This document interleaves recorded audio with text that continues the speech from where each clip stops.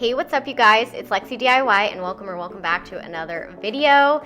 We are continuing to install our new LVP floors today, and we are doing these throughout essentially the entire house. If you guys missed last week's video, I will link it here, but we did the flooring in the entryway and in the living room, and it's already looking so much better.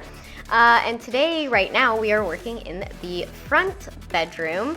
This will be our guest bedroom once it's completed, but I sprayed that adhesive and I waited around 20 minutes for it to get tacky before I started laying my floors. Last week's video was sponsored by Happy Feet, and although this week's video is not, and they didn't ask me to make anything additional, I just want to give them a huge shout out because I really loved working with this brand, and this flooring was absolutely so easy to work with. So yeah, if you guys are interested in finding this flooring near you, I will have the link. And it has the exact color, everything we use, and you can locate it at a store near you. So just so you guys know, that will be in the description box. But it's their quick fit luxury vinyl plank, and it's a loose lay floor. So the only thing I needed to do was put that adhesive around the edges, and you might be thinking, well, if it's not a click and lock system, how is it staying in place? So essentially, they are pretty heavy, and they have these little rubber grippies on the bottom, Happy Feet, if you will, and essentially they kind of suction to the floor. Also, we did put the special primer down before that kind of waterproofs everything and gives a good layer for it to stick to. You can also put adhesive in other areas if you have any concerns, or if one might be sticking up a little. Maybe you have something in your subfloor that's not super even. I found this on my subfloor and I had to get it up because otherwise you would have felt it through the floor, and you don't want that. Anyway, but they are just super simple to work with, very easy to cut, and they are just absolutely gorgeous. So highly recommend these if you are going to be doing a flooring project soon. If you are going to be installing luxury vinyl plank, I highly recommend you get this little vinyl cutter that I have here. It made things go a lot more quickly. Now you can totally cut these with a utility blade, but I think to save your wrists, it's probably best if you get one of these. It just makes it go a lot quicker. Now, to do some of the smaller cuts and some of the notches were a little bit more difficult, but I realized later there is some shears that you can get that are essentially like scissors to make it easier to cut out those little, niches. You can also see me using my utility blade to score it, and then you just snap it and cut the back, and that works really well too. So I would highly recommend getting those 3 tools, and you're definitely gonna need a long level, 1 to make sure that your floors are level, but 2 to draw any cut lines that may be across the full length of your boards. I also highly recommend getting knee pads, because if you don't, I'm telling you right now, your knees and your shins are going to be crying. They look, really like something, but your knees will thank you. So I'll leave everything I use linked below. I'll also leave a link to this really funny Amazon Live I did where I was cutting a really intricate piece at the entryway of this room, which I didn't show here, and I was struggling. So if you guys want a good laugh, go ahead and watch that because it was a mess.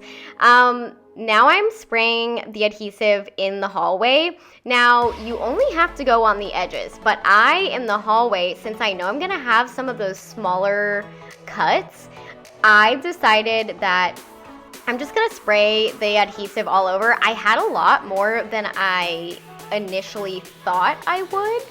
Because the cans go a far way. So I was like, well, you know what? We're gonna have so much traffic specifically in this hallway because both the bathrooms are in the hallway and 2 of the bedrooms are in the hallway. Penelope really likes to hide back here during thunderstorms. So I was like, there's gonna be a lot of traffic. Let's just make it extra secure. Definitely didn't need to. Could have gotten away with just doing the edges, but you know, better safe than sorry.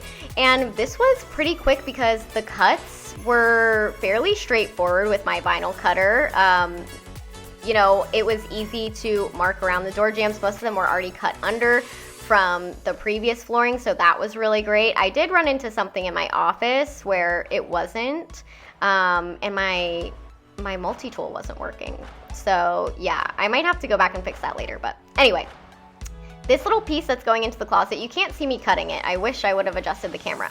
But I'm coming back and forth because I'm taking the tiniest little sliver off to make it fit. You don't want to overcut when maybe your piece is a little bit off. So just take small bits off at a time to make sure that you don't ruin the piece that you just worked really hard on to get it perfect to fit, and then also so you don't waste any flooring.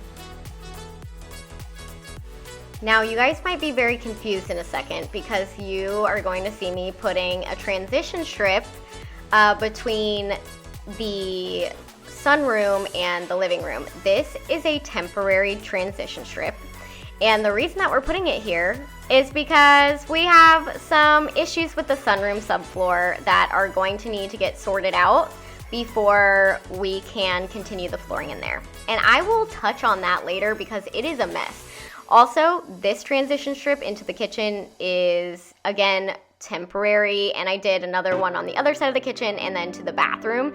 And those are just so while we are not ready to continue the flooring into those spaces, that the edges don't get messed up and everything is secure and good to go. I did also add some shoe molding.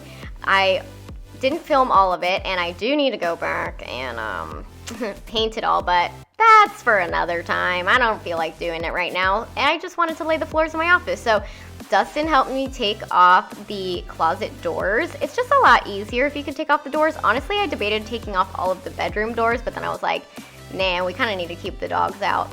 It's just easier to like maneuver around the floor if the doors are off.